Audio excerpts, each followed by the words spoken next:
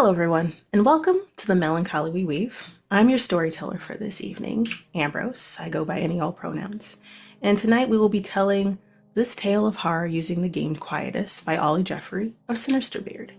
This series is a melancholic horror anthology in which each chapter will be following pairs of characters with backstories dripping with heartache, guilt, grief, and sorrow.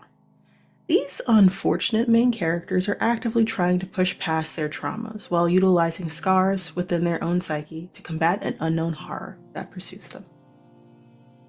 Just so you know what you're getting into here, dear audience, these aren't stories about heroes or overcoming some great evil with the power of will.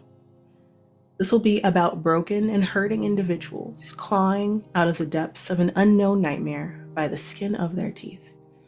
Will hope tease out of their grasp, or will they be able to elude dread before it consumes them? We turn the page on this anthology and land on our final tale of this tragic horror, Chapter 9, The Crossroads. Bianca died so suddenly that it still doesn't feel real for Sarah and Valeria. One, a past lover filled with regret about what could have been. The other, a fiancé never to be anything but that. Both are filled with words and feelings that could never be said now that the dead have moved on. Or could they? Never be said, that is. They are seemingly given a chance during a gathering in honor of Bianca to potentially get some closure. The spiritual, supernatural kind of closure, whatever that means. An old friend of Bianca and Valeria's, Rose Winston, approaches them with a proposition, leading them through some sort of ritual that will help several people before, that have helped several people before, to truly honor the dead and finally jumpstart the healing process for them. They are both convinced to do so. The sorrow is so overbearing that they are willing to try anything to stop these feelings of loss and anguish. But something isn't right. There is something unsettling about the whole thing, but like they said, they do anything to give Bianca a proper goodbye, to talk with her one more time, and finally give a proper send-off to the ghost in both of their heads. Let's hope nothing is lurking within the shadows of their sorrow to take advantage of their noble intentions. We hope so, right? We don't want that to happen. We want a proper send-off for certain. Yes? Yes. But let me introduce you all to these amazing main characters, y'all. We'll be starting with Candace. So, Candace, care to tell people who you are, your pronouns, your character and their pronouns, and a short sentence about the last time you saw Bianca? Yes, hello. My name is Candace, also known as Candace the Magnificent. My pronouns are they, she, and I am playing Sarah Jessup, who uses she, they pronouns. The last time I saw Bianca, other than, I imagine would she have been cremated or had a viewing, do you think? Ooh, she would have had a viewing before the cremation. So I think that the last time I actually physically saw her was the viewing. But I think the last time that we actually saw each other and actually spent time, about a month before she died, I went to the city for an interview. I didn't really tell Oh, anybody that I was there for an interview, but I went for an interview. And I thought that we were going to kind of just be like ships passing in the night until last second she met me for coffee. wow. My heart already. So, Quinn, who are you? Care to introduce who you are, your pronouns, your character, their pronouns, and a short sentence about the last thing Bianca has said to you before she died? Oof. Yes. Hi. Hello. My name is Quinn. My pronouns are they, them, and today I will be playing Valeria Gomez, who uses they, or she, they pronouns. Been a long time since I said it in that order. The last time, the last thing Bianca said to me Before she died, yes. before she died, I think we had a fight Oh no. about. We had a fight about something inconsequential, the centerpieces. we could not agree on the centerpieces for the wedding. Hmm. And I said, you know what? I'm late. We need to talk about this later. And later never came. Ooh. Oh, that hurts. My lord. I already know what my work has cut out for me already. This is fantastic. So, without without further ado, let us continue.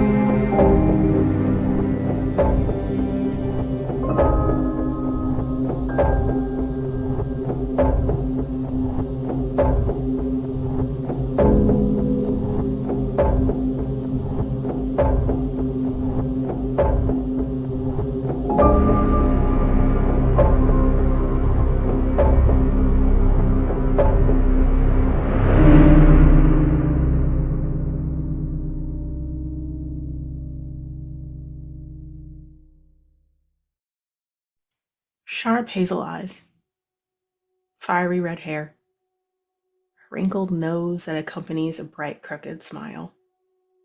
She stands, arms crossed over her chest as she wears her chef's uniform, crisp and white against the summer sun. The picture of Bianca stood in a picture frame, surrounded by candles and bouquets of lilies and white roses. Together, everything laid on the marble countertop of the bar within Modern, the restaurant that Bianca used to work at. The whole space, minimalistic with tones of industrialism for the vibe and decor, had been rented out for a memorial in honor of her. The management staff, sous chef, and wait staff pitched the idea for everyone who wasn't able to attend the funeral. Her loss, as you know, happened so fast. The memorial was lovely. So many people loved Bianca. Everyone was respectful of everyone's space, and people seemed to bond over their love of her or their confusion of her absence. But to be honest, everything from the setup to the initial gathering to the speeches seemed like a blur. All you remember now is the drinks that are currently in your hands, the small plates at your table, and the reality of each other's company. You both gravitated towards each other because no one in this whole venue knew Bianca like you two did. Sarah, what are you drinking? Sarah is on her second or third old fashioned. They kind of grimace as they take sips from it. They're a bartender by side hustle and feel like this is genuinely a little unbearable. And out of their pocket or like side satchel or whatever bag they're carrying, I feel like they take out like a little flask of something and pour it in, stir it around. Add a little extra, like maybe the whiskey's not hitting for this or the Hmm. bourbon's not hitting for this. You're like, Yeah, watered down. Not a fan. Let me like bump that up a terrible. little bit. Terrible. While you do that, you pull out your flask from your side satchel, pour it over. Let's say the camera swooshes around to look up at your face. What do you look like? I have medium to deep brown skin, large, kind of medium brown eyes to light brown eyes, long, kinky, curly hair that is kind of just wafting around my shoulders in like a little bit of a cloud, um, full lips, a very kind of neutral countenance. Not really crying and in tears and all that, but definitely not looking pleasant. Um, Interesting makeup that's in dark tones. It's clear this person likes to wear a lot of colors, but isn't right now out of respect for their loved one. Wearing a long, kind of flowing sort of tunic-like top that looks very angularly cut, kind of a minimalistic look with like a high collar with like a long dip down the front. Very kind of clipped short sleeves on the sides. And then they're wearing like very close fitting, almost legging like pants, but made out of like a little like pleather material, Yeah. with like a little ankle like monk boot. Um, Both of their arms are covered in tattoos. You can see a tattoo kind of rising up from the back of their neck, out of the neckline of their outfit. And they wear, again, like a little side satchel. Rather than like a purse, it's more of like a little bag, like a small, Yeah. like messenger style bag, where they keep literally any and everything. Amazing. Love that. I think I've known a person like this actually that like carries everything in the back. Um, you grimace, you pour what's in your flask to just top this off to make it taste bearable for you. Valeri, you see this friend, kind of stranger, kind of friend, kind of. This was a friend of Bianca's that you always had questions about. You raise an eyebrow as you take a sip of your own drink, so you're raising that eyebrow over the rim of the glass. What are you drinking? Valeria is drinking a dirty gin martini. Dry, dry, dry. Super dry, super dry. But you're used to it. Like this is your. I imagine this is your drink of choice for Mhm. comfort purposes. Like if all else fails and you try to get adventurous, this thing pops up. Hmm. While you do that, what do you look like? Valeria has sort of like a long brown braid, and they wear kind of like a headband, like it's black, it's normally a different color. Um, Soft, like small glasses, a very plain face, very like a little bit of lip color, and that's it. Uh, Big, deep brown eyes, olive skin, and they're dressed sort of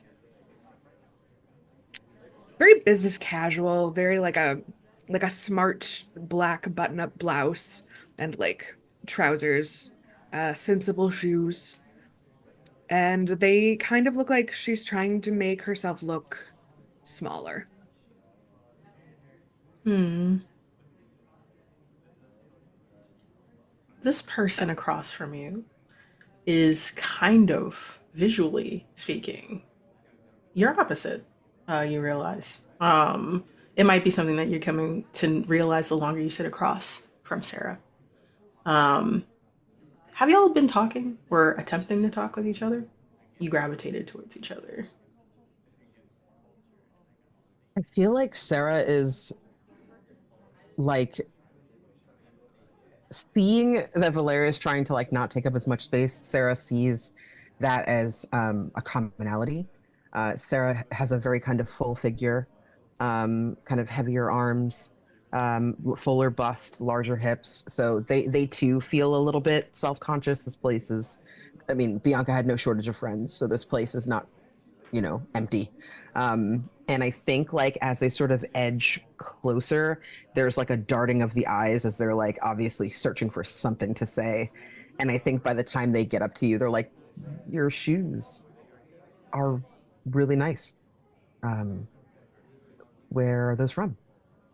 Thank you. Nordstrom Rack, actually. Oh, hell yeah. Hell of Yeah. a sale. Hell of a sale. Yeah. Um, yeah, it's hard to find cute loafers, but those are what I prefer. It's nice. You ever put a penny in them? Yes, actually. That's really cute. I think like she says like that's really cute, and then like a look crosses her face. You, depending on how well you read people, you might understand the look as Bianca also thought it was really cute when you put pennies in your loafers, and this person is telling you how adorable that is. and they've obviously realized that too. Mm-hmm. Mm-hmm. I, Definitely goes silent after that. Like, yeah, I think Valeria takes a little bit too excitable of a sip of their martini, and she chokes a little bit, and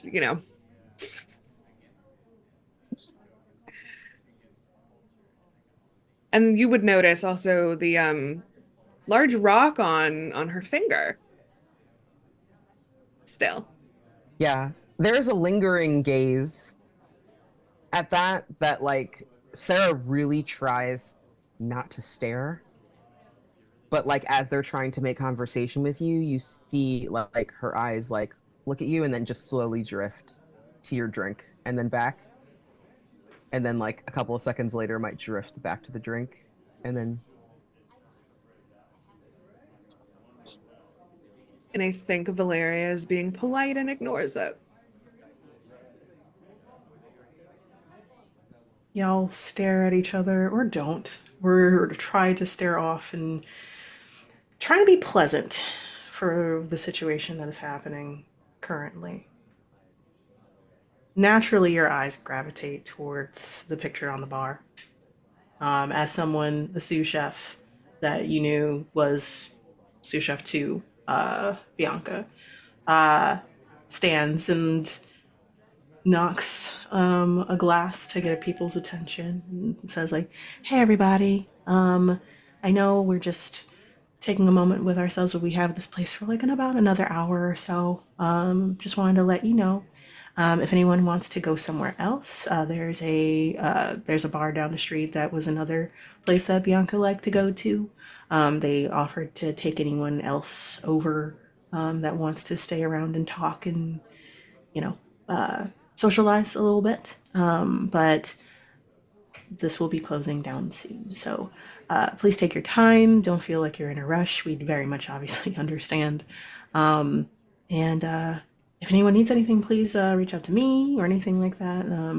And we're all going through it, so there are like phone numbers and cards for professionals to help in terms of grief at the moment as well.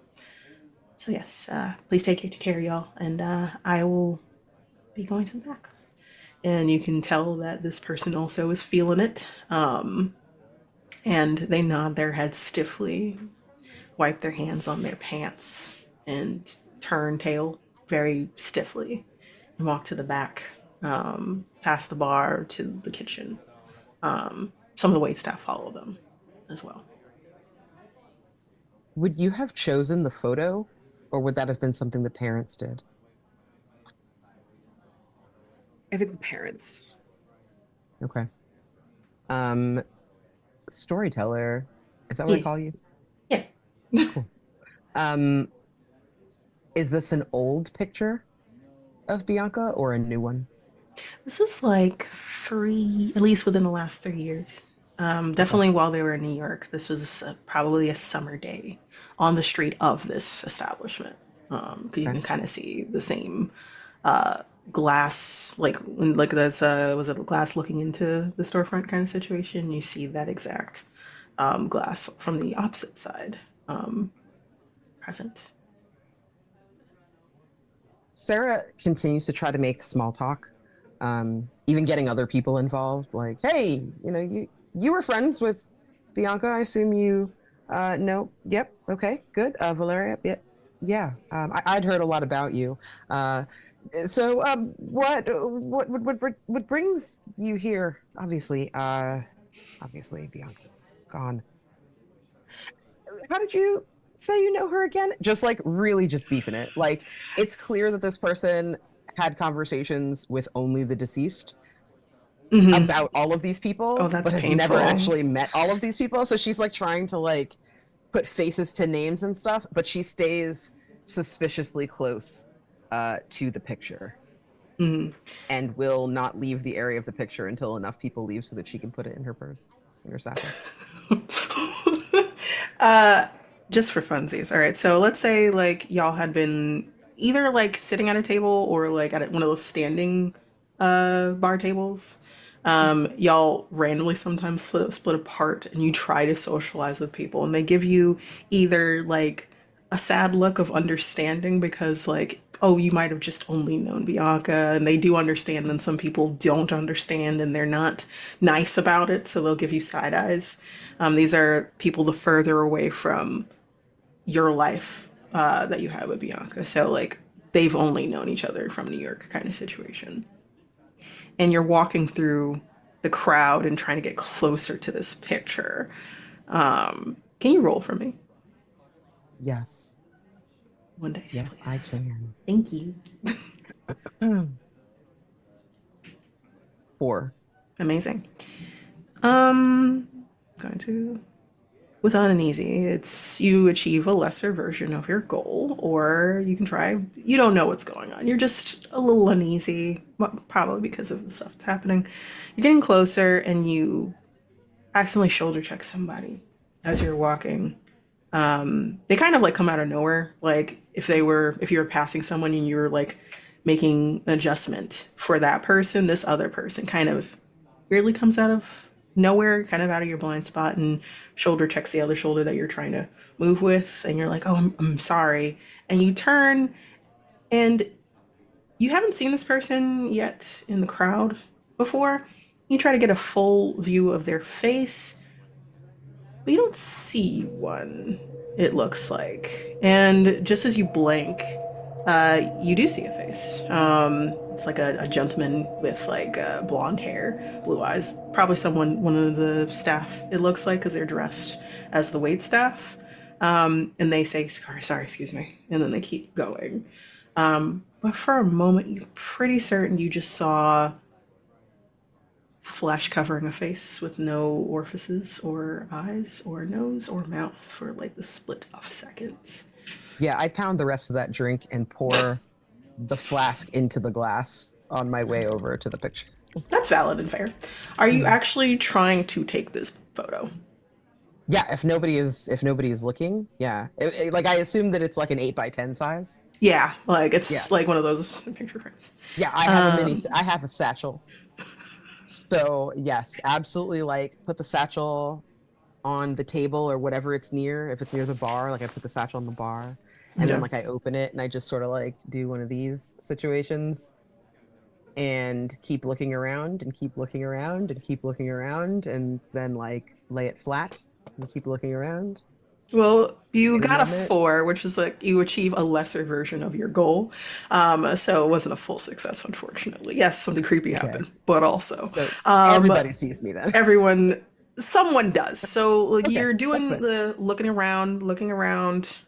Okay, I'm gonna try to lay it flat. And as you put your hand up to like lay it flat, someone puts their hand on top of yours. Kind of came out of left field a little bit, and you turn stunned, and you see a woman a little shorter than you, has tan skin, really curly, uh, sandy blonde hair, has green hazel eyes, essentially.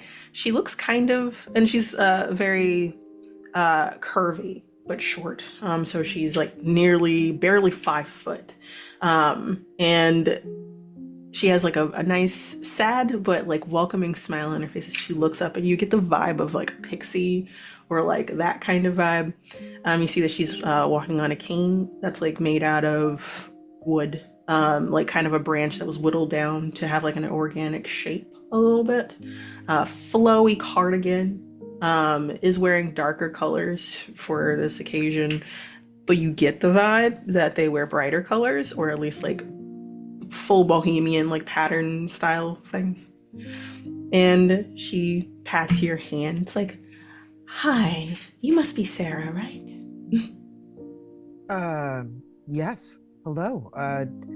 It's just fixing this. It had some dust on the top Totally of it. understand. And she like taps your hand as you do that. I understand. By the Only the way, best, you know. by the way, if you ever want this picture, like you can get it printed in the back. I believe some people have these pictures ready to go if you need. And all. Oh, yeah. Usually like a little Sorry. pamphlet size or like one of those little like wallet size things you could put in just for safekeeping. A mini version, a smaller version. Sure. Yeah. Mm-hmm. Her eyes twinkle How do you knowingly know up at who you. I am? Oh, how do I know? Oh, well, they talked about you a lot. Looks around and looks for a Valeria who's like not that far away, but like also being awkward with other people, I suppose. Yeah, Um, I think this entire time Valeria has been like coerced into awkward conversation with like someone who's a little too drunk.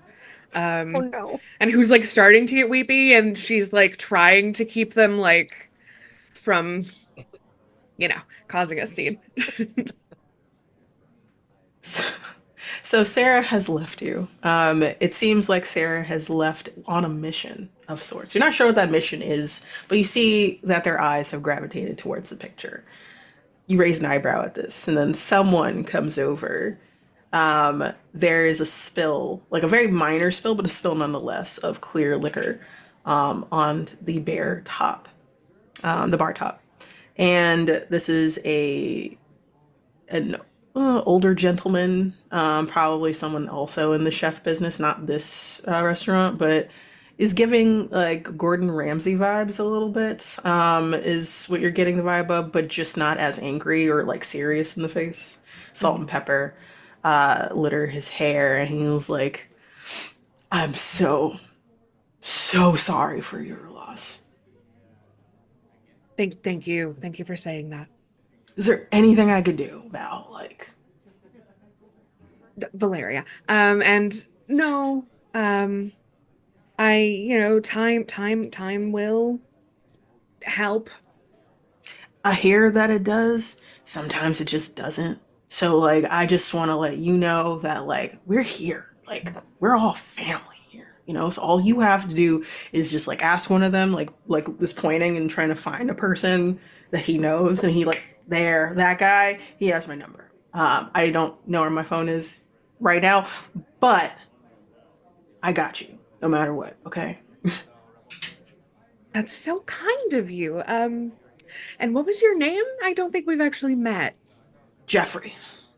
Jeffrey. Jeffrey. Yeah, Jeffrey And King. Yeah, like I'm the Jeffrey restaurant across King. the street.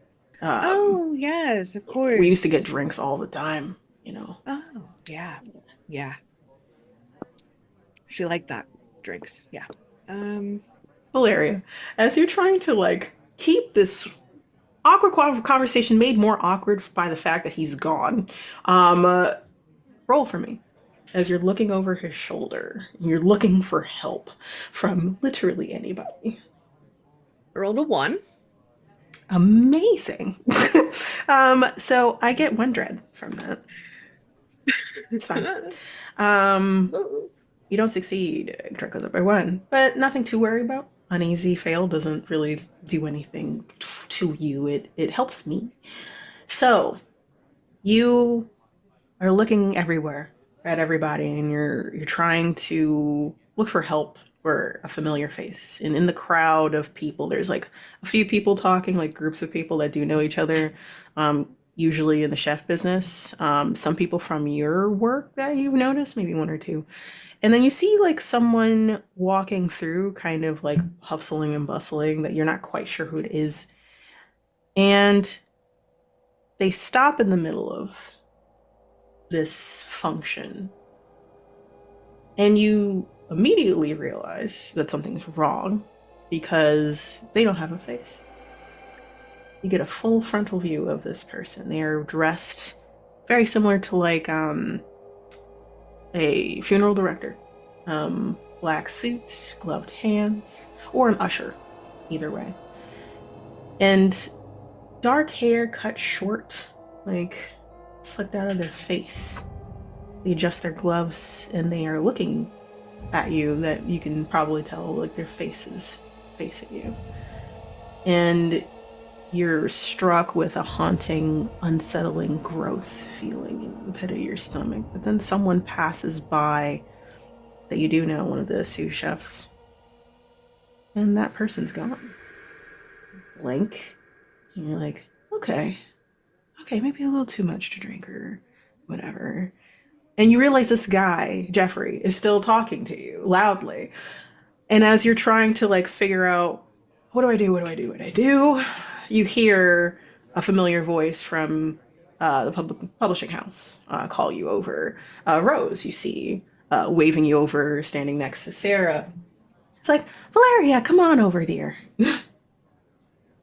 Oh, Jeffrey, it's been so nice talking to you. But I No have worries, to you don't have to explain anything. Pat you on the shoulder. We got you, thank hon.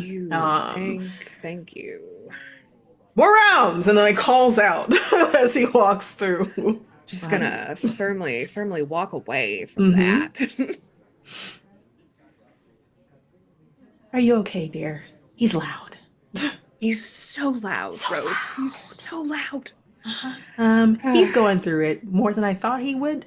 But friendly rivals, I think those two were, maybe? Ah, I think. I don't know. hmm, Bianca didn't see it that way at the very least. that makes sense. But I know you've been hearing it from everybody, but I want to say my condolences to you, dear. Thank you, Rose. Grief is not something to take lightly. I've been through it. A lot of friends that I know have been through it. And looks at you, Sarah. And I know you because, well, Bianca talks about you and has been coming up in conversation with Valeria ever so often. We just know that you were coming in out of town, potentially. But it's good to see you here. Friends from Seattle, right? Yeah. Yes. How are you faring? Well, uh, I mean, this. So, Yeah, could be better. could be better. Um, are you in town now, or Well, are you like it's flying west to east? Like that's. lots of flights. Yes, lots of flights. Their face gets very closed at being asked about that, and they just sort of like nod knowingly. Lots of flights. I understand that. That must be hard on you. Like west to east coast, just over and over again can kind of. I know it messes with my sense of time. So Yes, Well, how do you deal when it's with worth it. Hmm? how do you deal with the time zones? Oh, the jet lag. Uh, Mhm. I tend to be a nocturnal creature, so to speak. So some nights I just kind of stay up all the way, and I get a jump on the morning when I fly from west to east. If it's east to west, then I kind of just go back into my thing. I just stay up for hours. I'm a big fan of falling into rabbit holes. I really like going down, find a playlist that someone made and check out all the songs, and then I get inspired, and then I'll write for a little while, and I'll play for a little while, and then the next thing I know, the sun is coming up. So, um, Oh, I understand that for nocturnal sure. creature. hmm Yeah. Well, I wanted to talk with you, Valeria, but maybe this might be beneficial for the both of you, and you get a vibe of she's looking at both of you kind of through you a little bit, like she's figured you out. Very like you're used to it, Valeria. You're not, Sarah. This is the first time you're meeting this woman. You're like, oh no, I'm struck. I have been seen. Is the vibe you're getting from this person? I think Sarah takes two steps back and looks at Valeria. I can leave you Oh, no, no, to your no. How conversation. about It this? is okay. I You listen don't. to what I have to say, and if it's not something that you're into, that's totally fine. But like I said, grief can hit us all in a different way. And I know that it can settle on us and change us in ways that we never thought could be possible. And I know that your fiance's, right? Losing someone like that. And a dear friend that you've known since growing up. I'm assuming, I'm not sure how far back, but still a close friend that was talked of fondly. Yeah, absolutely. She gives you a side eye. like, mm-hmm. So I do this thing, and she looks around conspiratorially. There's this thing that I do with people that are going through a grief cycle of sorts. It's a way to say goodbye to the people that we loved. And it's maybe a little new age in a way. It's a way to properly say goodbye. If you believe that sort of thing. Think of like, do you believe in ghosts, as it were? Oh, yeah, of course. Oh. Wasn't expecting that. Normally people kind of walk away at that point. How about you, Valeria? I haven't really given it much thought. It's I respect it, of course, and they kind of like put a hand out to you, Sarah. But not it's not particularly for me. I see. So I have a proposition, and you can say no. Once in a while, I do this, let's call it a seance or like a journey of sorts for people to unburden their hearts a little bit, say goodbye to the people they care about, converse with them in a way. And hopefully it could help with healing. I've done it a few times, several times, actually. Once a month normally is how I do it. If that's something you're interested in. Yes. Well, Yes. Yeah, that'd be cool. I would like to try that. interesting. I wasn't expecting such immediate for this. Granted, I don't know you that well, Sarah, but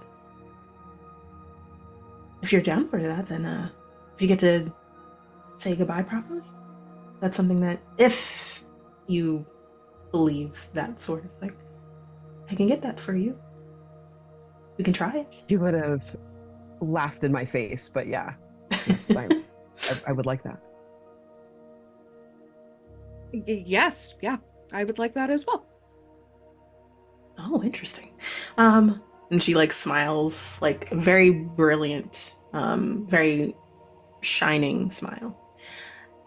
So I have a few calls that I need to do this week. I have to do some travel a little bit. I'm going to Chicago. I have to meet with our sister branch, with Miss Stephanie Harrington over there. Yes, yes. So I'm going to be meeting with her for a day or two, and then I'll be making my way back. Time zones. It's only like one, but still. But I'll be back in a week, and we'll be running it with a few other people. Normally I do it in groups. And hopefully you'll come back either changed or unbelieving. That's totally understandable too. We'll be meeting, and then she takes out a piece of paper, like a notepad, a pen, scribbles on it. Does it twice for both of you. Gives you two separate papers and gives you a location. It is, from what you can tell, Valeria, you would be able to tell because you've been in New York for either your whole life or like a longer time. This is a park, City Hall Park. Which is near the financial district and between the financial district and Tribeca, the lower half of Manhattan. Sarah, you might not know exactly where this is, but you're like, okay, I'll just Google it later, is like your thought process. We meet about, give it or take 11:30. We try to do this at midnight. Usually takes about an hour. And then hopefully it will make you feel unburdened. Maybe it'll help you feel healed. I can't guarantee that, but if you come with an open heart, then we'll take off from there. Yes? You're really generous to invite me out. Valeria, you're really generous to accept me. Thank you. Oh, of course. Always. Please take care of you both.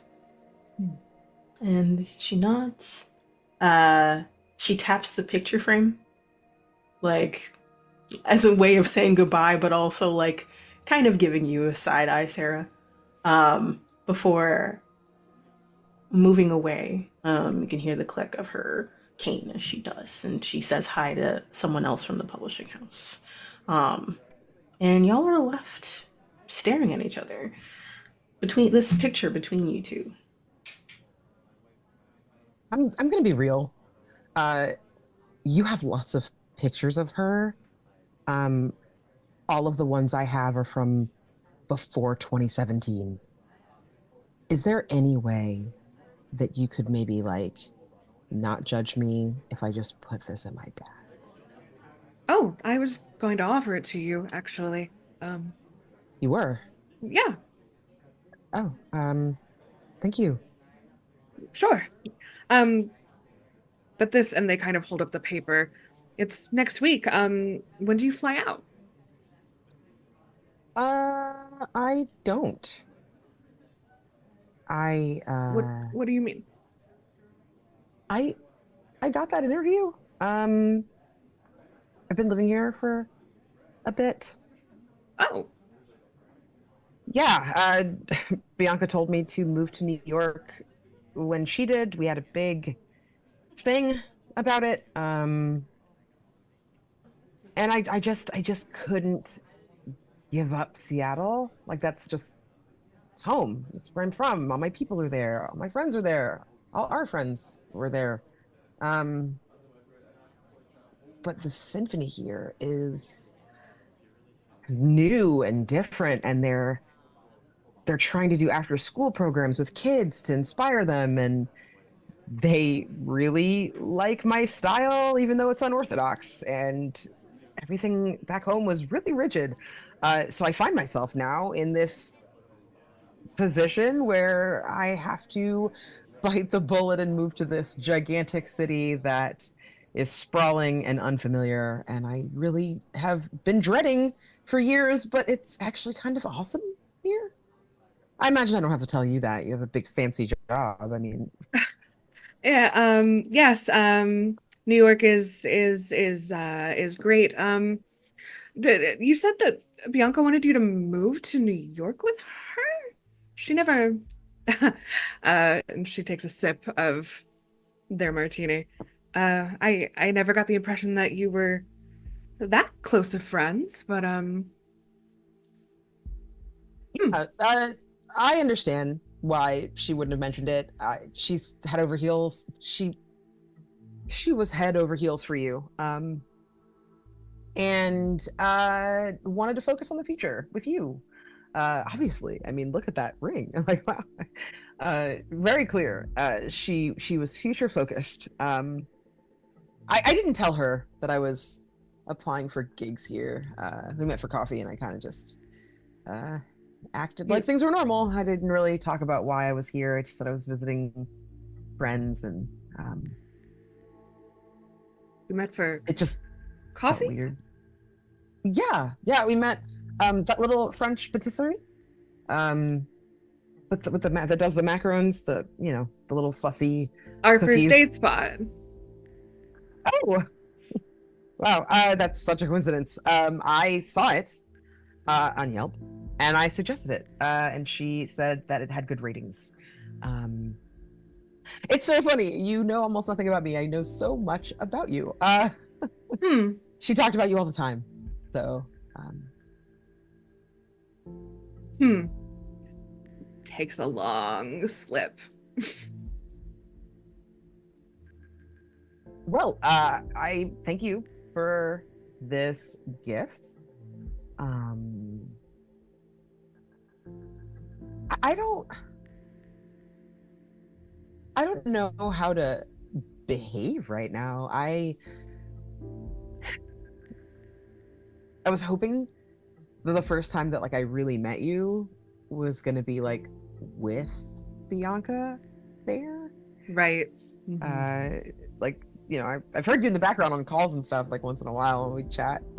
But uh, I really thought that the first time that I talked to you, she would be there. Yeah, I honestly didn't anticipate meeting you until the wedding, so that is surprising. I was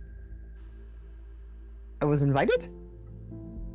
Well, we hadn't finalized the invitees list, but Yeah, she said she wasn't sure at coffee. I asked if I should uh, expect your registry by address, and she said you guys would have to talk about it. But it sounds like that was not a conversation. Um, no, it was not. yeah. Well, I wouldn't have. I wouldn't have minded coming and celebrating your love. True Wouldn't have love is minded. rare and hard to find, and when you find it, you should never let it go. So Why? I'm sorry. I'm a little. I'm a stickler for words. What do you mean you wouldn't have minded? I wouldn't have minded being invited. I would have loved to celebrate the two of you. I just would have.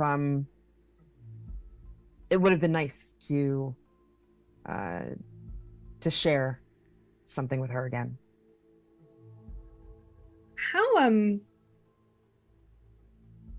How how close of friends were you exactly?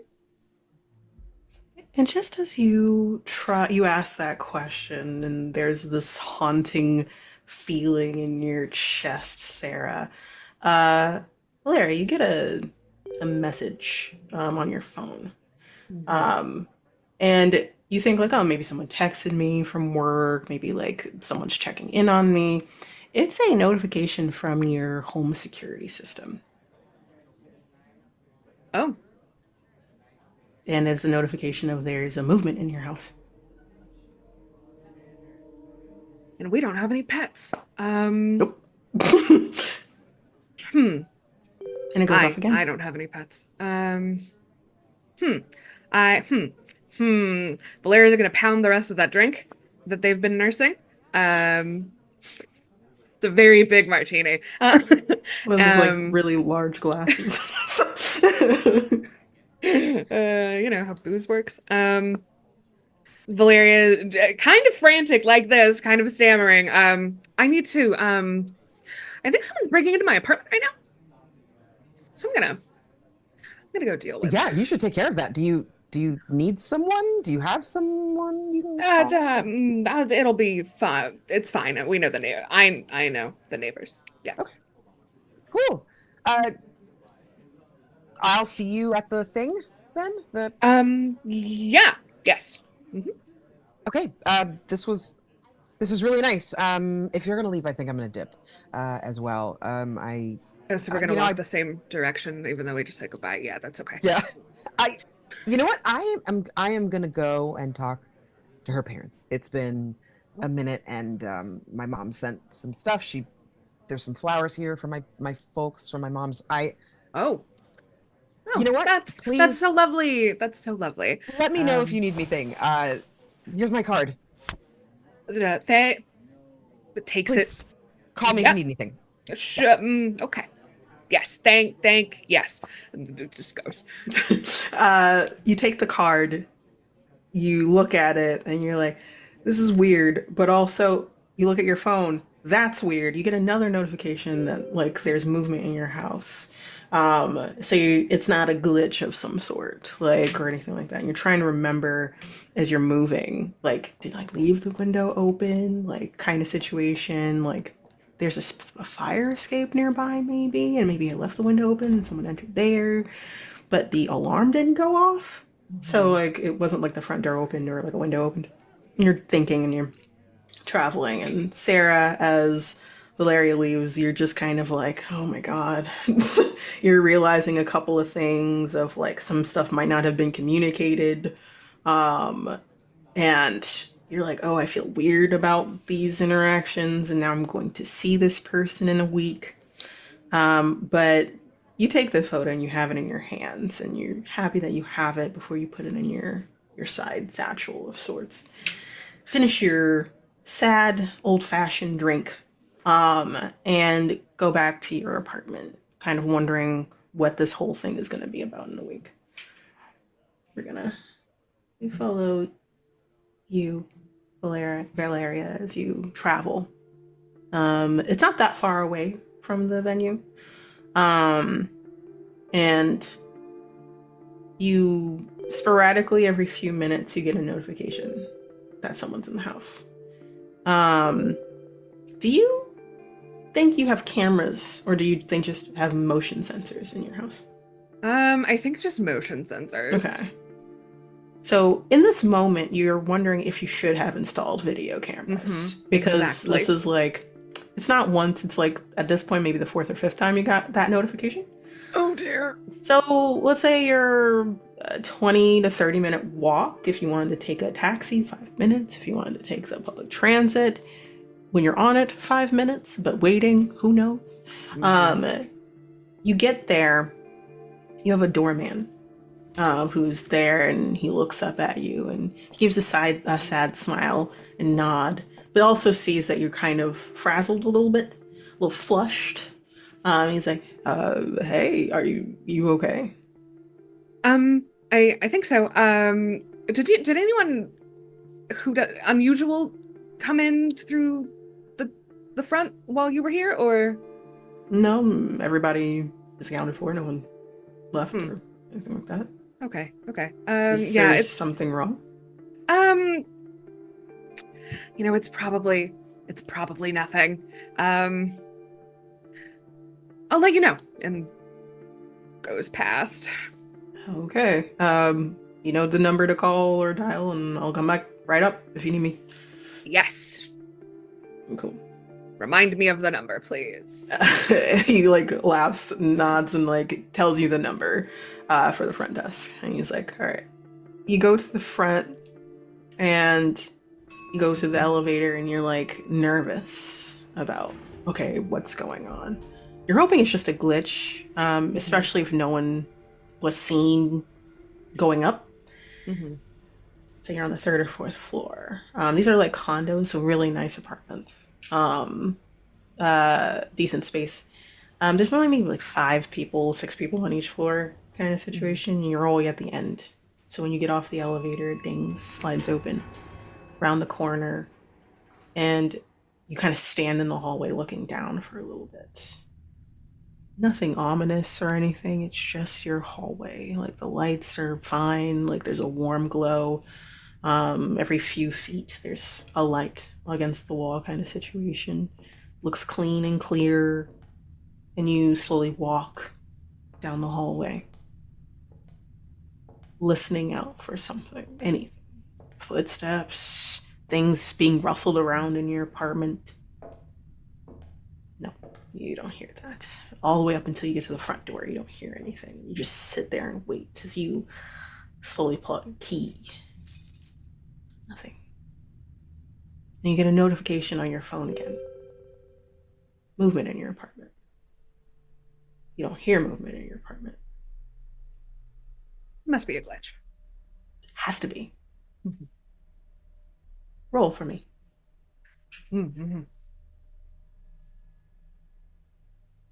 3. Still a fail. But nothing to worry about, again, with uneasy. But I increased my dread. You don't hear anything in there, from what you can tell, as you listen a little closer before you put the key in and turn the doorknob. Slowly open it. And you see your living room. A little messy than normal, but like not so much so that you're embarrassed by it or your family would be embarrassed by it. It's just, hey, it's been a rough several months. And you look around and you don't see really anything out of place. Your organized chaos is still organized the last way you put it. And you keep the door open for now. You take the key out and you look around to see if you see anything weird, hear anything weird. You check the rooms. No. You've deactivated the alarm as soon as you do enter 2. There is movement from you as soon as you enter. That's about it. And once you're deactivated, you don't get those notifications anymore anyway. There's one thing you do notice when you get back to the living room after you check everything. There was a picture frame on the entertainment center, like where the TV was, and you had just put this picture there. It was a picture of you and Bianca. Someone had taken a picture of the engagement. Um, and you had decided to move it to that area so you can see it very clearly. You wrestled with keeping it there or leaving it in a place where you couldn't see it. It's an on week of you wanted to see her face. You want to see both of your faces. It fell off the entertainment center, hit the wooden floor. That's what it looks like when you enter. Like it didn't fall while you were there. It was already on the floor. Mm-hmm. You can see like little shards of glass underneath it. So it fell and shattered.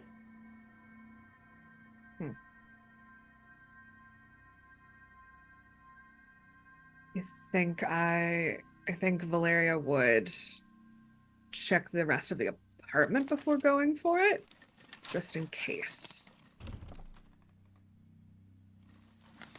Doing like the keys between the fingers.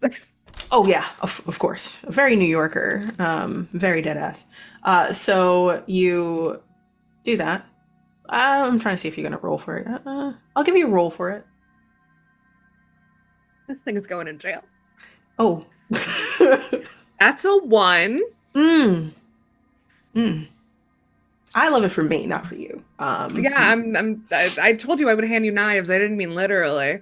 Thank you. Thank you for the guy. Thank you for the knives. So you check everywhere.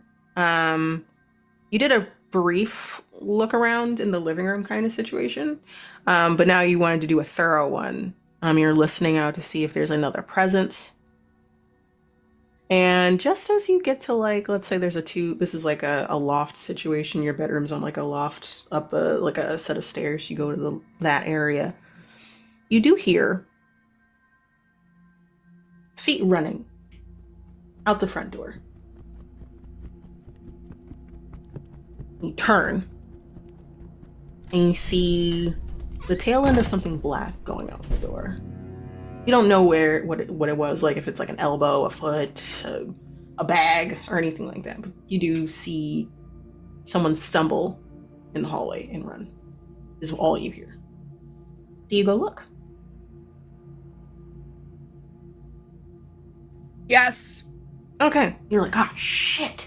Someone did break into my house. I don't know how they got in, but they did. And you go, and it's not that much of the space of like, hey, I'm going to the door. Like, I will definitely see them in the hallway if I round that corner. You go, the door was left open. They didn't slam it. And you round the corner and you look down that long hallway and there is nobody.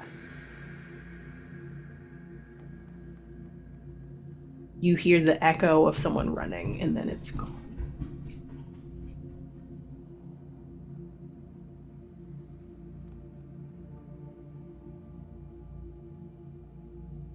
Cool. Mm-hmm. Cool. Yeah. Normal. Extremely. That's the wind. That's just the wind. All of that. Valeria points at the hallway. That was the wind. And then you close the door behind you. Feeling weird. You see that picture on the floor. And you feel the compulsion to pick it up and fix it kind of situation. Mm-hmm. And when you lift it, something's wrong. It's very obvious there's something wrong. It's the picture that you know, that moment of the ring on your finger. You're both smiling. You're both wearing very lovely outfits. Cloudy, like partially cloudy, but sunny day. Bianca's face is scribbled out.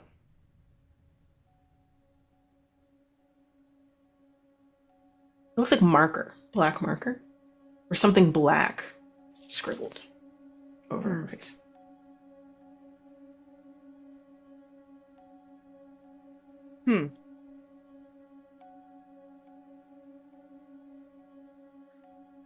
Hmm. Uh. Hmm. Hmm. Hmm. Hmm. Hmm. I think Valeria will take that over to like the kitchen island. They're just gonna open a bottle of wine that's in the fridge. You just look at that picture. And you're like, someone was in my house. That was maybe not the wind. Wind doesn't scribble. Um, you take off a chilled glass of white wine. Yeah. And you stare at that picture. And you're wondering if you should do something about it. You just get maybe get it reprinted. This is a weird day.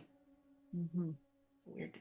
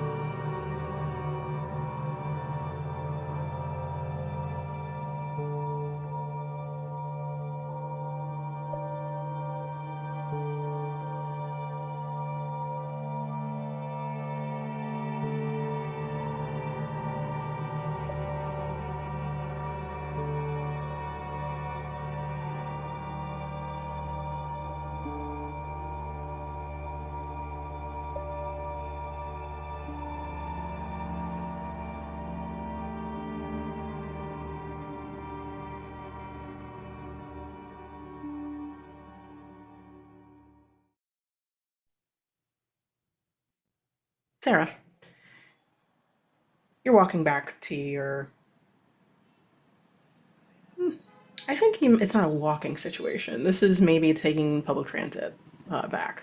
Um, you are not in a convenient location to be in this area. It may be several neighborhoods away, but like, like you didn't have to live here to be near your work, for instance, like Bianca had to. So you're traveling down into the subway. And for the time of night, you expected there to be more people. It's New York, the city that never sleeps. This is the first time you've walked down. You went through the turnstile. You don't see anybody but the operator. That's in one of the. It's one of those like booths that you can get top off if you want to, or ask for directions. It's the only person you see. You're like, okay, weird. Maybe everyone's downstairs. Then you get past the turnstiles, go down the stairs to your side of the platform where you need to go uptown a little bit. And you realize, no one's here. No one's on the platform with you as you finally have your boot hit the final step on that platform. You look around, and you can see the platform across from you. There's like your platform going uptown, the other platform going downtown. You're like, okay, weird. Maybe everyone left. I mean, the train just left. You weren't paying attention to that in terms of announcements. But that's the only way that makes sense. And you hear, as you're waiting, let's say a few minutes, a cracking of glass in your bag.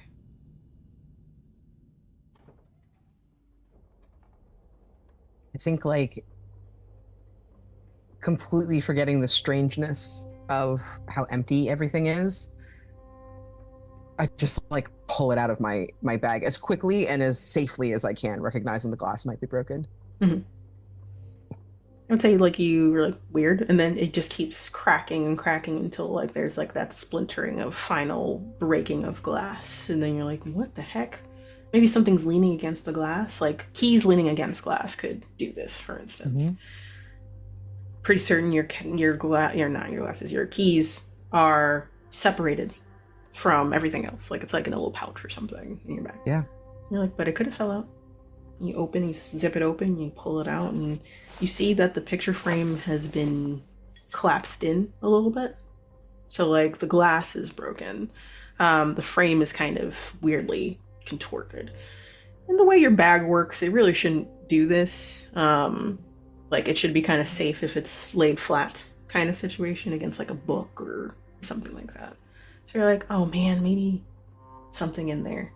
And then you get ready to reach for it. And then you feel someone walk past you from behind. I think I don't even turn. I need to check on this picture. Mm-hmm. Oh, more people are coming onto the platform. That makes sense. I'm right near the stairwell. And you check on this picture and you pull it out. And that smiling picture that you saw earlier has scribble marks on it. Like someone took a black ink marker, maybe, and scratched out the face. What the fuck? I don't... Oh my god, I gotta stop drinking at these things.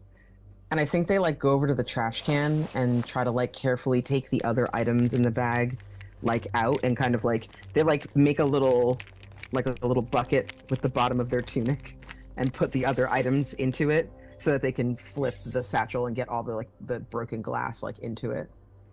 Like that's what their intention is, but I think in doing that they kind of have they're forced to look up and look around them to find the trash can. So you look up and you look around the trash can, and the platform is still empty. You're pretty certain someone walked past you just now. But you're like, like, okay, maybe I was really focused on this picture because I don't want it to be damaged. Like I got it because I don't have an updated picture of Bianca. So you make a little tunic, you lift up your shirt and you're like sifting through stuff. You want to get the glass out of your bag. And you're wondering if you can like save the picture in some way and you try to smear it. Can you roll for me?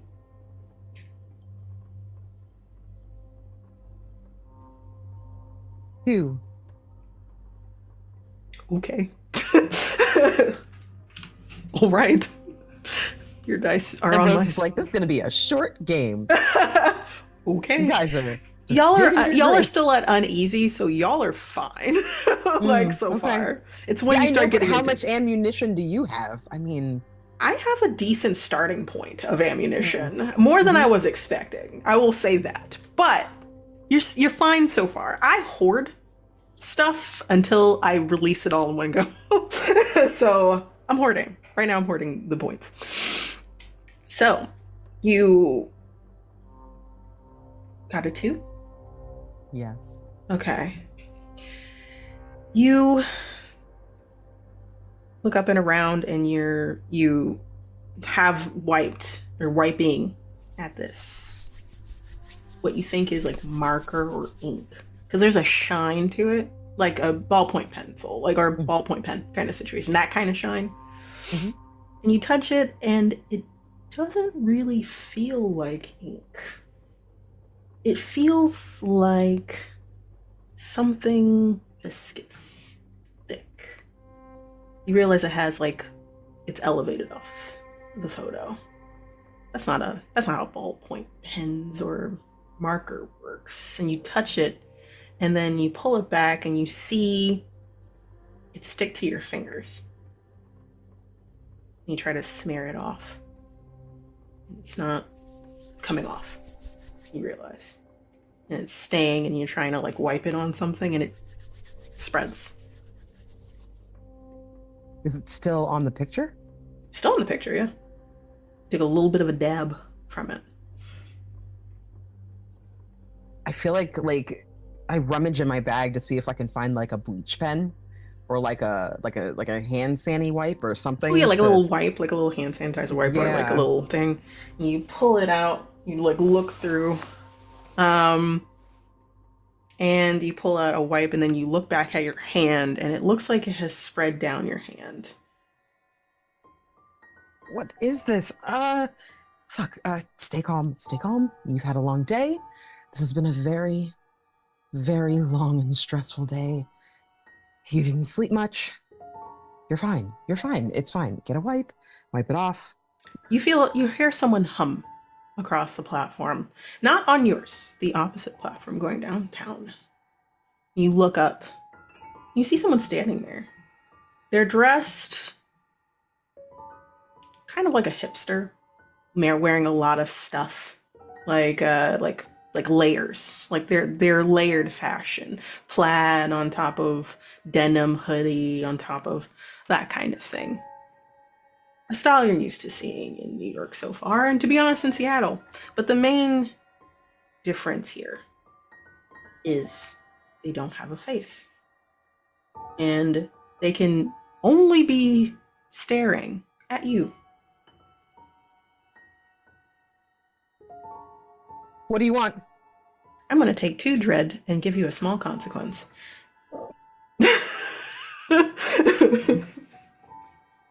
It's not that short of a game, I promise you. Y'all are nowhere near. Y'all are nowhere near anything bad happening to you yet in terms of death. So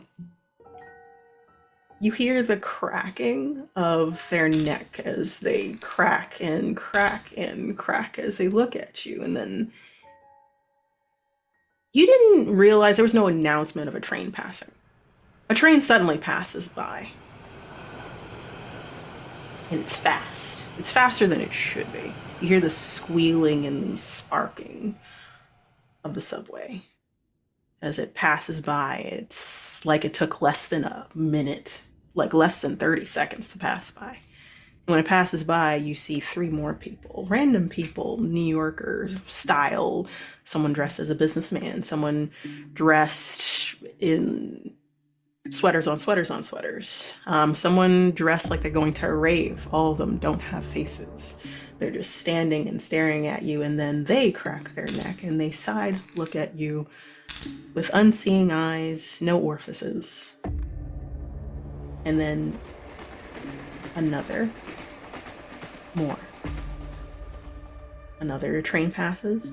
More. And you look down at your hand and it's growing and spreading.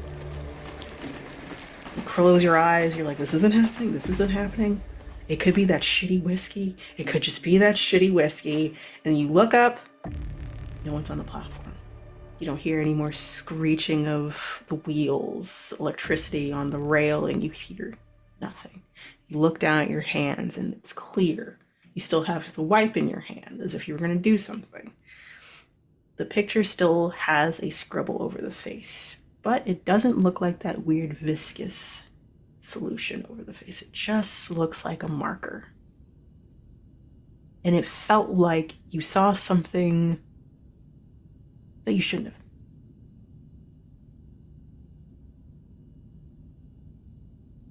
I raise my hands to my face and touch to make sure that I have a face. You feel your nose and your eyes, and you can see. You kind of experimentally like talk. You're like, kind of situation. Or something that like, I can use words, like as you say it to the space, and as you say that, someone does come down the stairs and looks at you weird. Like, yeah, you can use words. I mean, thanks. Yeah, fucking weirdo. And then like walks down to like New York, right? This is just what you're used to. And you're like, okay. And more people start coming down, like back to normal, it seems. And you get your train and you go home. But unsettling feelings with you. I'm not sure what that was. But weird day. You did talk about like some supernatural, spiritual stuff not too long ago, but It's pretty normal for me to talk about that stuff. I think when I get home, I like put the picture up.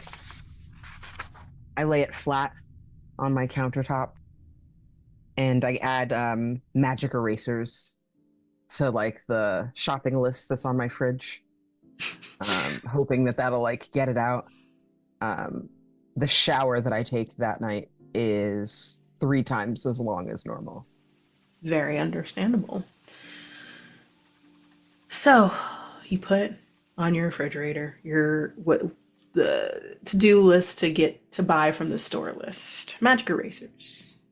The passage of time happens and you cross it out as well as put other things on that list. Milk, maybe oat milk, eggs. You make a to-do list of things you need to get done this week. In terms of you, Valeria, you're trying to busy yourself with work and still thinking about this what you need to do. And you are given like a message of sorts from Rose.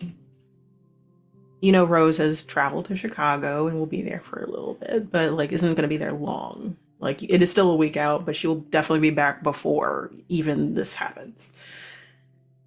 And she sends a message of the things that you're going to need if you're still participating. First of all, checks if you're still participating. And it says like, hey, gonna need a couple of things. Gonna need this for the ritual we're doing, and then gives you a list of things. Something from the past and the present of this person. Need to bring an item of theirs that meant a lot to you. Something that could tether, is what she says. I don't have Sarah's number. I'm not sure if you have it. Um, if possible, can you pass this on to her? And I think at first Valeria doesn't remember the card because of the everything of that night. And then when they're talking a little bit, they go, ah, yes. And then they find it. And they will pass everything on to Sarah. Sarah thanks you. Sends a similar message to you, Sarah, of past and present, and an item of that reminds you of this person that meant a lot to you. It has to be something with deep ties. And y'all do your search of your apartments and you think, what is that item that you want to bring with you? Sarah, what do you decide to bring?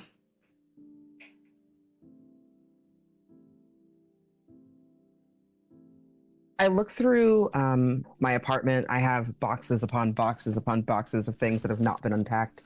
And there's one box that has like really cute duct tape all over it, like tie-dye rainbow duct tape. It says "Keep Out" written in kind of a scrawly font, obviously just handwritten. And I kind of open that up first to try there. And inside, I see a couple of jewel cases, mixed CDs, and two of them are from Bianca. One of them is the first one that she ever gave me, but one of them is the last one. Mm-hmm. And I grabbed the one that's the last one she ever gave me. A lot of the songs on there are songs like from throughout the time that we've known each other. And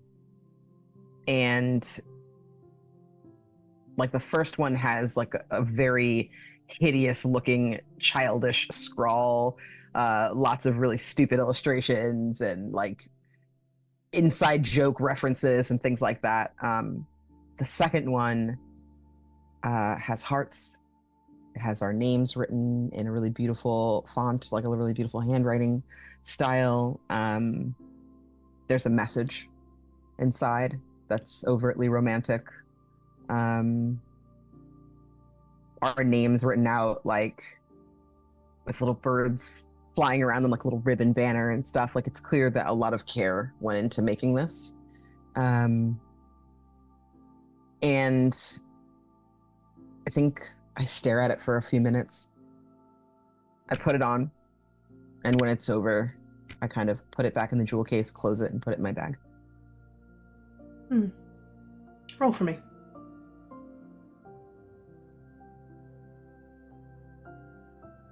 A 3. Okay. You put in your bag with the intent of like, I don't want to take it out. So like, hey, I'm going to use this for what is needed for this seance ritual situation you're doing.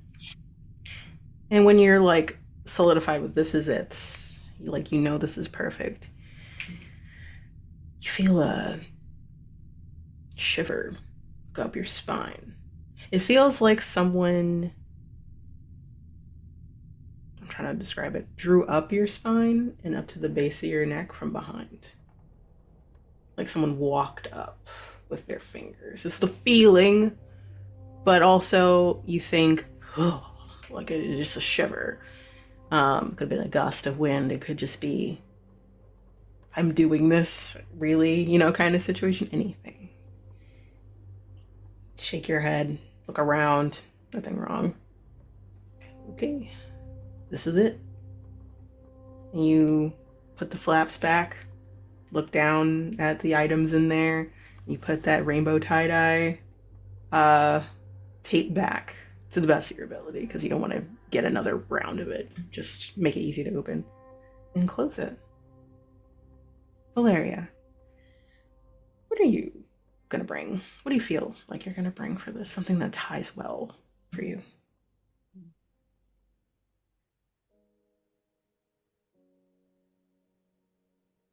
I think they have been having trouble packing things up in the apartment that are currently not being used. So they take some time to really like go through their shared closet and finally settle on Bianca's favorite chef coat. Oh. Still smells like her. I have a question. Why is this coat her favorite coat? It's the one I got her for our anniversary. That makes sense. It's monogrammed and everything. So you reach for it. And it's like a gravitational pull towards it of this. This is it. This is what I'll use. And you hold it, and you pick it up and you smell it. Her smell was floral and woodsy. And as you do, roll for me. Do well. Do well. You better.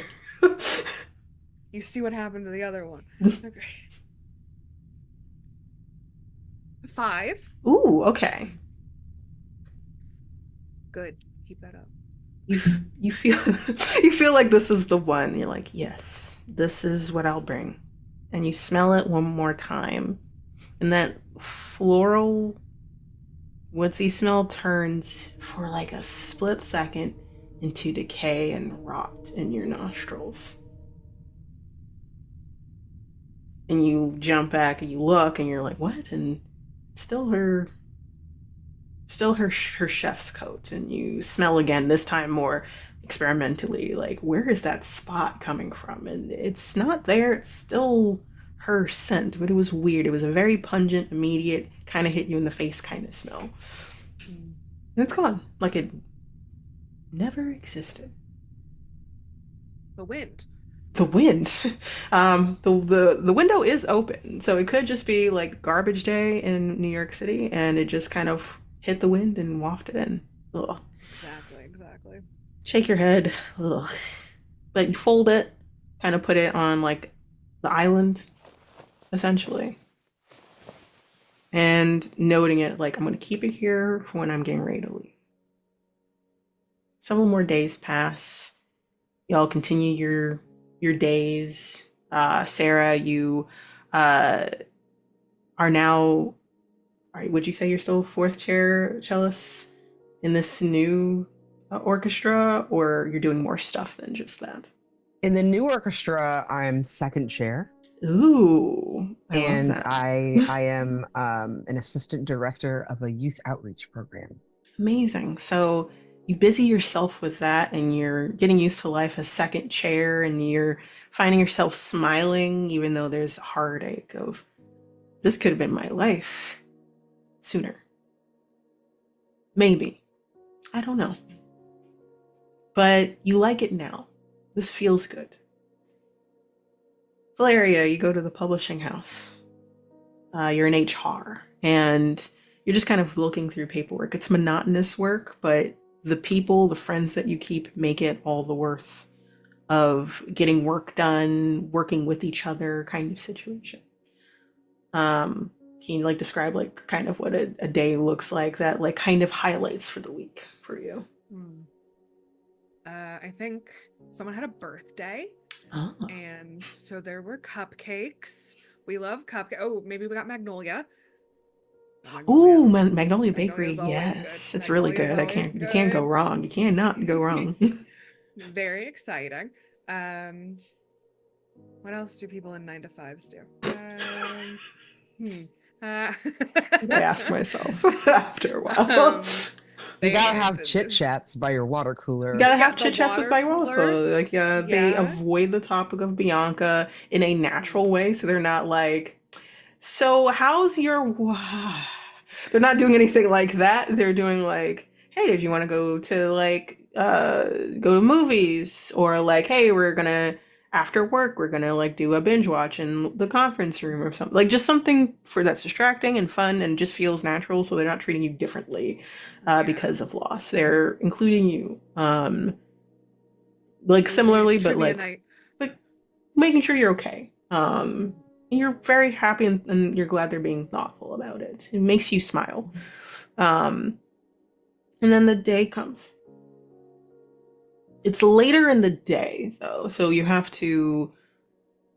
It's one of those things where like it's like a thing at like 11:30. You have to be there, but you're like, can I really do anything this day until this very late thing is? Luckily, it's late in the evening, but it's on your brain. It's on your mind, and you'll both have like interesting stuff that happens. Sarah, you decide to stay at home and you try to like sleep in, do all this stuff, maybe do some stuff around the house. You have the mixed CD in your bag that you intend to take out. And after doing some cleaning, maybe watching some TV, um, eating in for the afternoon for lunch, you find yourself drifting. You go to sleep.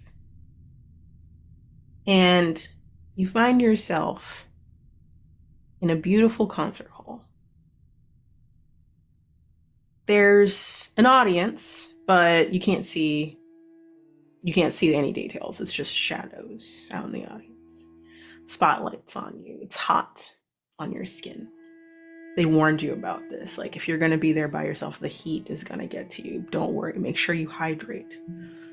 And you are playing your cello. You're doing a solo. Whoa. Like that's amazing. People came to see you. The potential trajectory of second chair to like a lead of some sort or playing your own music for a concert hall. It's a gorgeous concert hall, gilded, like kind of Baroque art style-esque of the venue. It's beautiful. And you finish your piece and you stand and bow and there's a clap, there's a roar from the seats. And you bow. Flowers fall, roses red fall. And then you notice that those red roses turn to white roses and lilies. Baby's breath. And they start seeing like they are falling from the catwalk above kind of situation, like they're raining down. And the clapping stops suddenly. Not like a gradual, like the audio cuts kind of situation. You still see those formless faces in the shadows. And then you hear a clap, slow, on the stage next to you. Someone's walking in your direction. You smell floral woodsy scents linger and come to you, wafting like a promise of sorts. You turn your head and you see the feet first. You see this beautiful form of a familiar figure, red hair, clapping hands,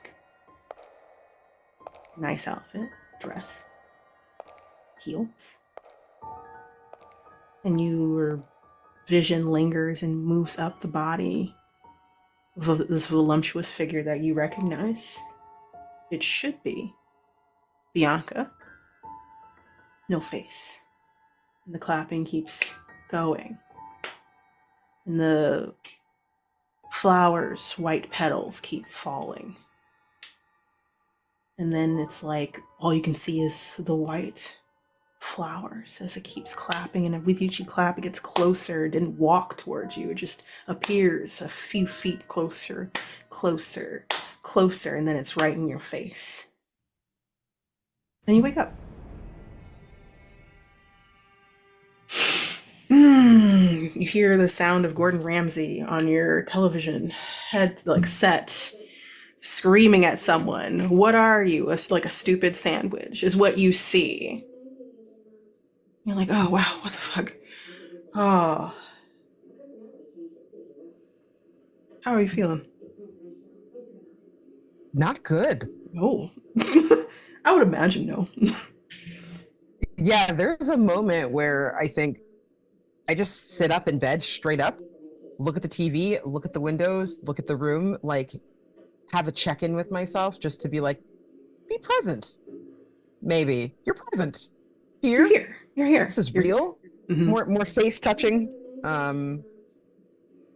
And I think like I turned the volume on the TV up and just like not taking my eyes off the screen because that's something that I can kind of ground myself with and hold on to. I think like a hand just like goes out to one side on the nightstand and like reaches for like a vape pen, a bowl, literally anything to medicate because clearly this day has gotten on top of me in a way that I did not see coming. And I think like as like I bring it to my lips, I try to like lean back into the pillows and just like bring the covers like up around so that like only my face is really visible. Like I'm like in like a little like comfort fort. And I like check the time just to see how much longer I have before I have to leave and really get myself together. It's like 8:30, so you still have time. Like you're like, wow, I've literally relaxed and done everything. I had a nightmare and everything, and I still have to wait. Fuck, kind of situation. But you still have time. You can either take another nap or you can get something to eat for dinner before you go out, kind of situation. There will Or be no nap. there will be no nap. I am not doing that again. Absolutely not. No, there's going to be 30 to 45 minutes more of watching the show. And then when the heebie-jeebies get to me enough for me to just be too antsy to stay there, I think it's going to be like dinner for one at a comfort food restaurant. Oh, that sounds about right for everything that just happened. Shove broccoli mac and cheese in my face until I'm stuffed. Amazing. I love that. Mm-hmm. So you have those plans, dinner for one, before you try probably somewhere nearby that you can get to. We're like, oh, it's not that far away by public transit, or I can walk either way. Mm-hmm. Valeria,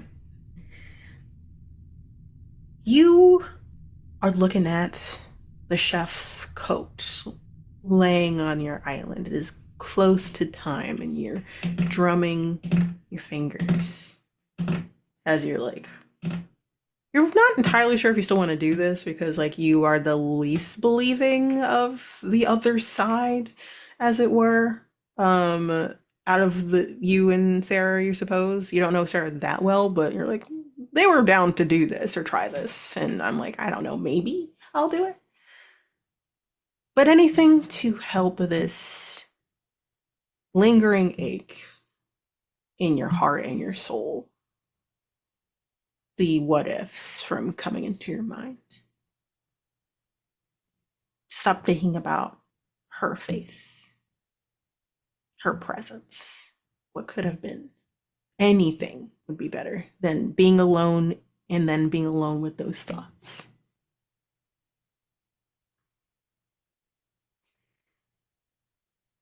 You get a knock on your door.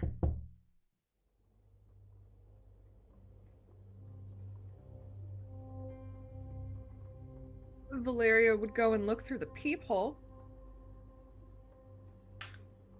There's someone standing there. It looks like a courier of some sort, like someone dressed, and they're looking away from the viewfinder.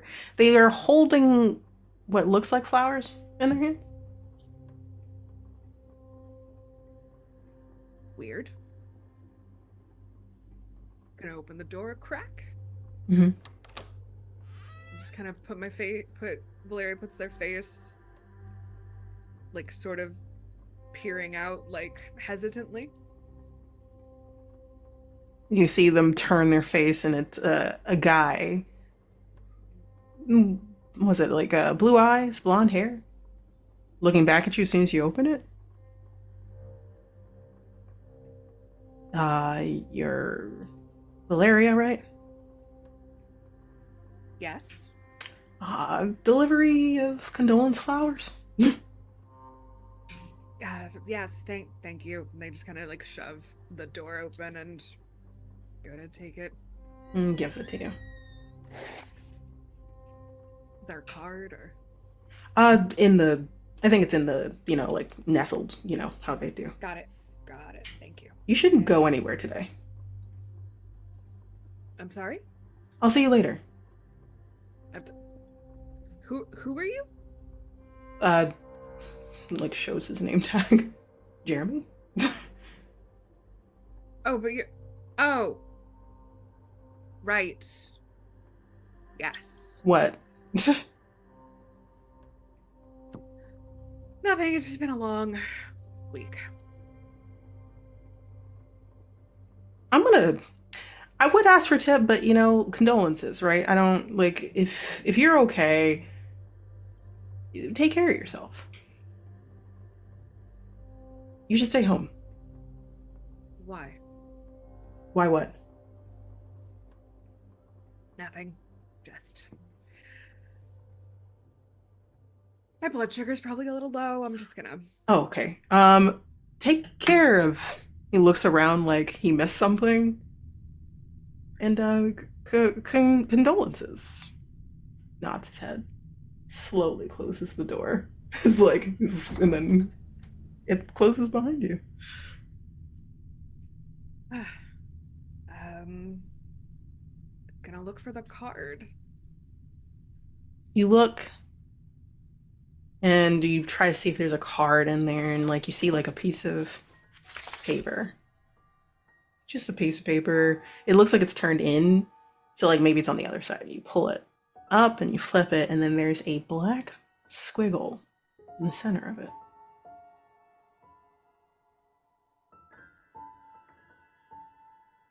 You blink, and then it says, "My condolences, heart," instead.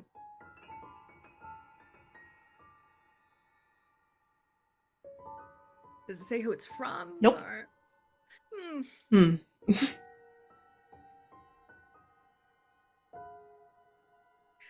Just gonna toss the flowers into the compost bin. That's valid. That's very valid. You're kind of done with condolence flowers anyway. This is the first time in a while you've gotten them, but it could be because of the memorial, which was a week ago. So that kind of makes sense. And you nod, and you're like, okay, few more hours. Just kind of like gesture to the compost bin. You're like, weird. And then you get ready for the day. I would say that just based off of how this lined up, it seems that for you, Sarah, you are on time. You try to be on time. You're literally like, hey, it's only 30 minutes away. If I leave 30 minutes before, I have an extra 15 minutes to be there. I want to be there on time, early, or around the time everyone else gets there, I suppose. But for some reason, everything is kind of delayed. Like, you're not getting, even like you have your mobile app to let you know when a train's arriving. You have like the announcements, like the board that tells you when trains are arriving. It doesn't seem like it's right. It says like it should be arriving now, and then it doesn't. It says that, oh, it should take a few minutes between stations, and for some reason, while you're on the train, it's still moving, but you're not arriving. So it's like, theoretically, I should have been there by now. There was no pauses or breaks or like, there's a train in the station in front of us, please be patient sound that goes on the speakers from the automated voice on the MTA subway.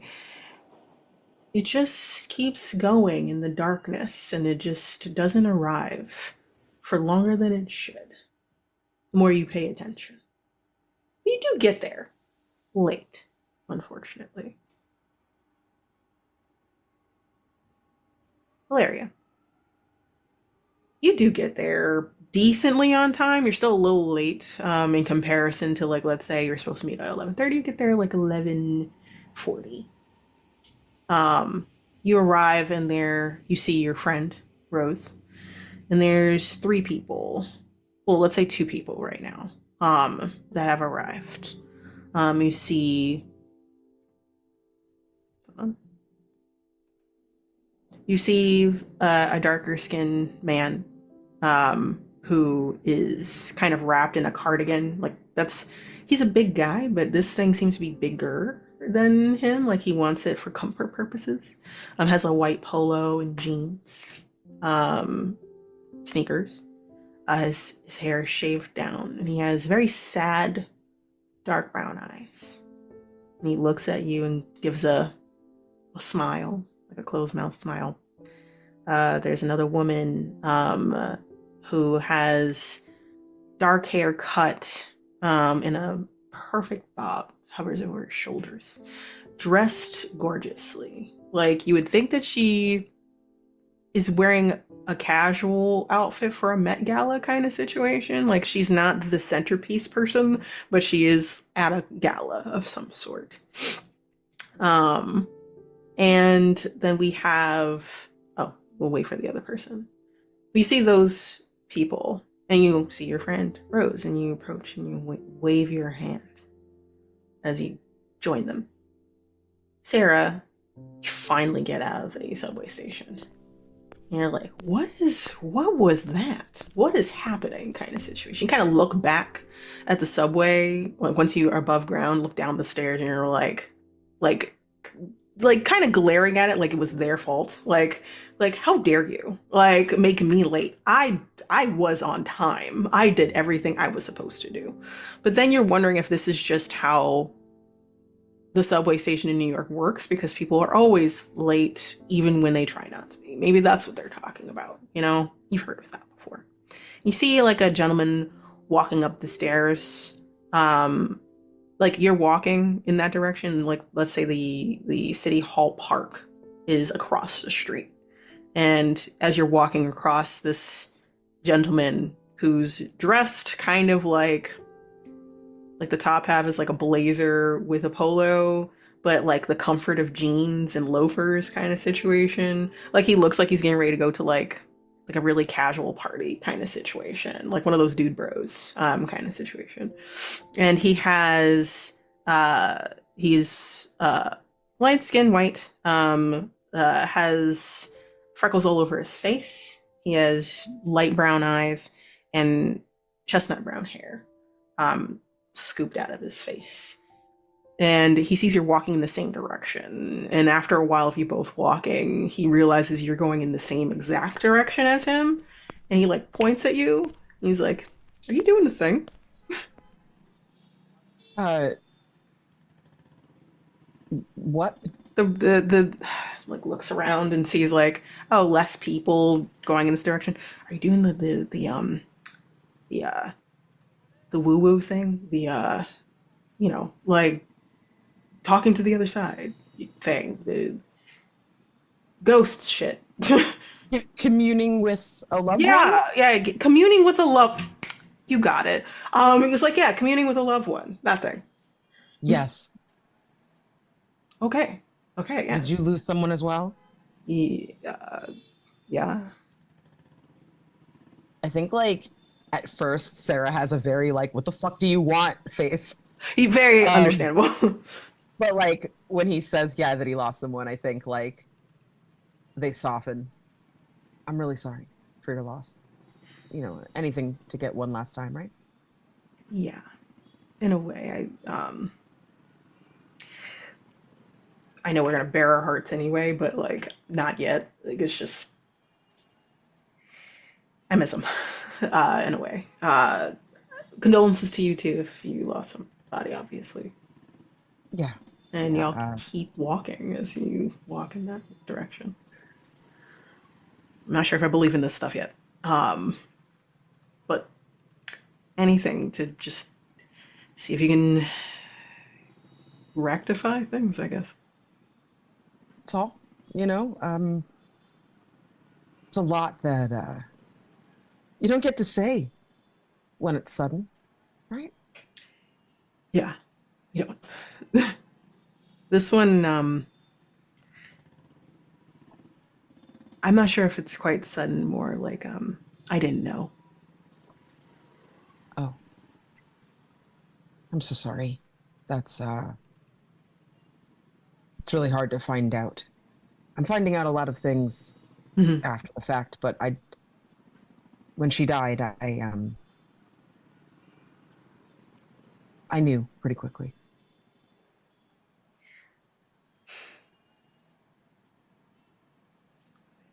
We should go. And he kind of keeps walking, but doesn't like completely leave you in the dust. Like just kind of like, hey, I don't even want to look at you right now, or else I might cry, is the vibe you're getting.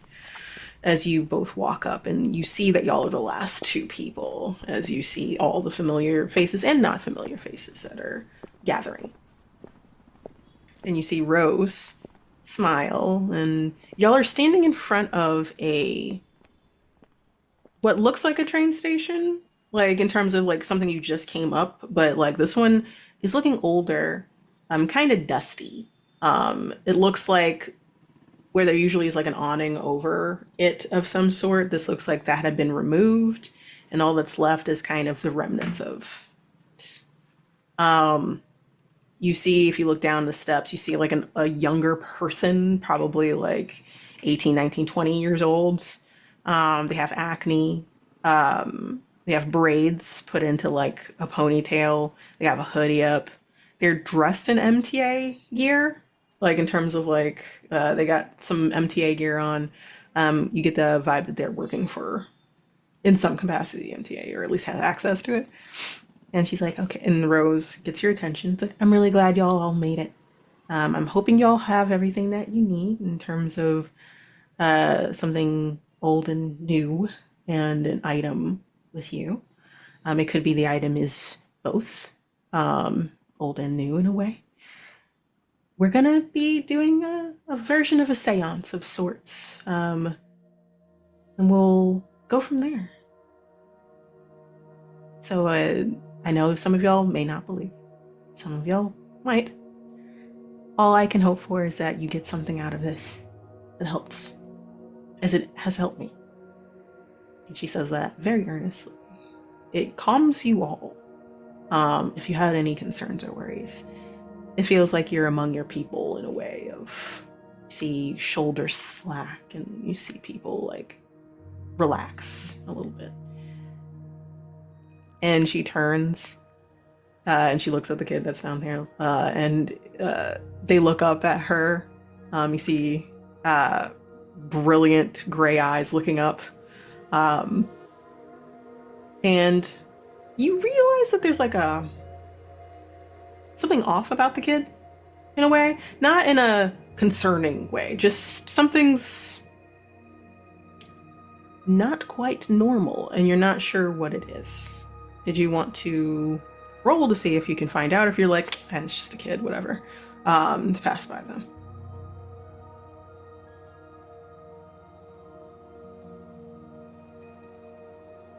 Roll for it. Sure. Are y'all feeling, I think y'all still feeling uneasy, right? Okay. Y'all are relaxed now. If you were tense from all the buildup up until now, you are now like, oh, this woman has made me feel better.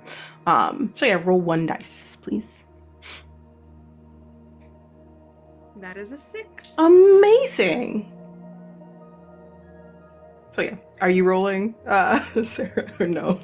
You're just like, it's just a kid. I did roll. I got a 2. Oh man. Okay. Well, thank you for that tasty dread. I'm not. Great. But one of y'all succeeded. So as y'all are walking down the stairs, it feels like you're kind of walking into, in a way, a crypt, like, or something like that, because it's an older, you realize, station that is no longer in use. You're not sure how old it is, but this person has it's like one of those shuttered doors, like they have it rolled open for you and they're holding it. As you're passing Valeria, you see this kid. Their eyes are very luminescent in the shadows that are presented as you're walking in. So there's like a shadowed area, but as you walk in, the lights are on in there. And they nod at you, like jerk their jaw, sup.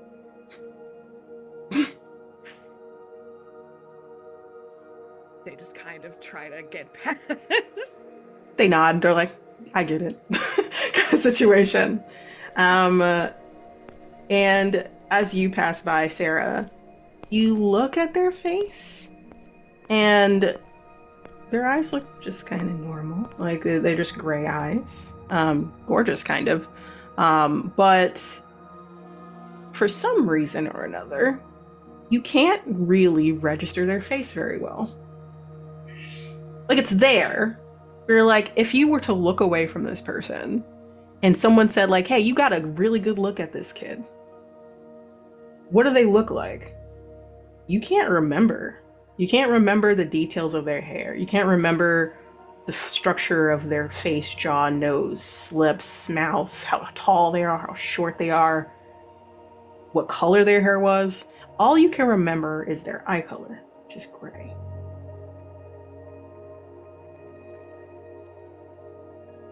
You look back and they're looking at you like, hey.